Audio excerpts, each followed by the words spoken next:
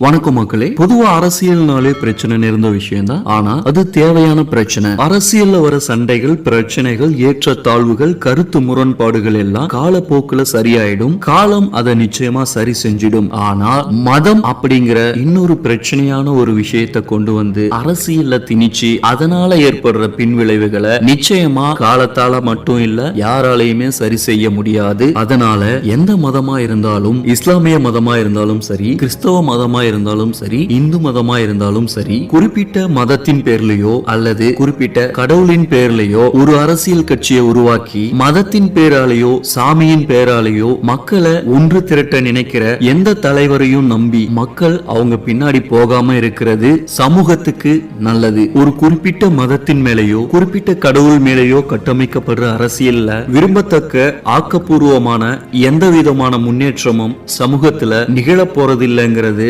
100% உண்மையான விஷயம். யாரு வந்து எது சொன்னாலும் அதை அப்படியே உள்வாங்கிக்கிட்டு அவங்க பின்னாடி ஓடுறதை விட எதை செஞ்சா சமூகத்தோடைய முன்னேற்றத்திற்கும் ஆரோக்கியத்திற்கும் சிறப்பா இருக்கும்னு சுயமா சிந்திக்கிற தொலைநோக்கு பார்வை சமூகத்தில் இருக்கிற ஒவ்வொருத்தருக்கும் இருக்கணும்ங்கிறது தான் என்னுடைய தனிப்பட்ட கருத்துங்க. இத பத்தி நீங்க என்ன நினைக்கிறீங்கன்னு கமெண்ட்ல சொல்லுங்க மக்களே. நன்றி.